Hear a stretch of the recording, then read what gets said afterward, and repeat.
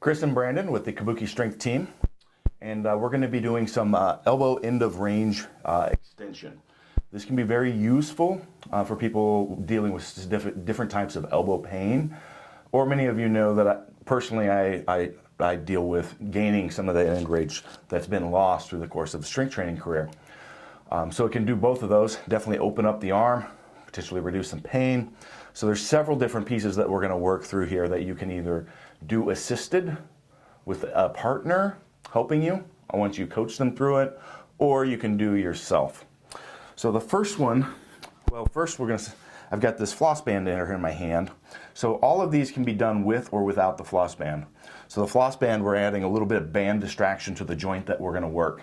It's going to be more effective, but if you don't have one, well, they're pretty cheap. It's like $10 per set, but you can do this without them as well. So we've gone ahead and pre-rolled Brandon's arm.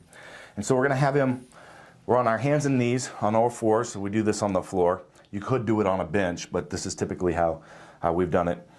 And then he's going to spin his hand around so that his fingers point towards himself there, and he's going to drive some pressure into the ground while he forces that elbow this way. So, and then release, and then he's going to drive that hand into the ground again. So this is really basic. This is really rudimentary at this point. Now, there's a few different ways that now we can play with this. So one, he can reach there with his hand behind the joint and just push that forward himself as he's doing this to try to gain a little bit of extra pressure there. As he's driving down, he's taking his hand and driving forward. Our next progression on this would be to actually provide some lateral overpressure, and we can do this on either the proximal end up here on this side of the elbow joint, or we're going to do it also as well on the distal end past the elbow joint.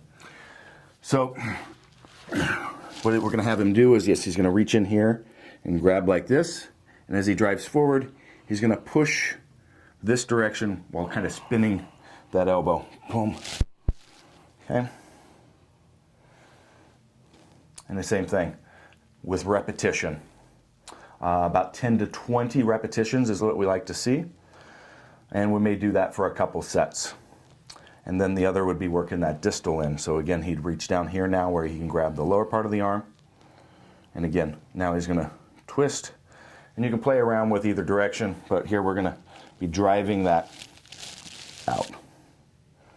And this is where you could have somebody work with you as well. So you could have a partner. You want to make sure you don't grab somebody that's just going to be really aggressive and reef on you. This needs to be controlled and timed so that as he's driving down, I'm going to twist. You see, just slight pressure. Boom. And boom. Okay. This is going to actually feel really good on the joint.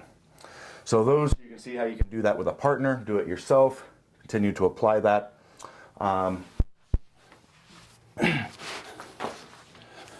You can also do this band assisted. So if I had another band, I could hook this right behind the joint off of a rack and be pulling. And again, he can be doing that lateral overpressure again while it happens. And then a partner, again, could be in here doing this. So now we've got an additional band on top of the compression, providing that overpressure on the joint. If you're going to do any of those where we've got that band overpressure, we're going to want to make sure that we've got this Voodoo floss band on here, providing that joint distraction. So the next one that we're going to have Brandon do, we'll lay on the ground. On the back. On the back, and let's face this way so your wrapped elbow is towards the camera.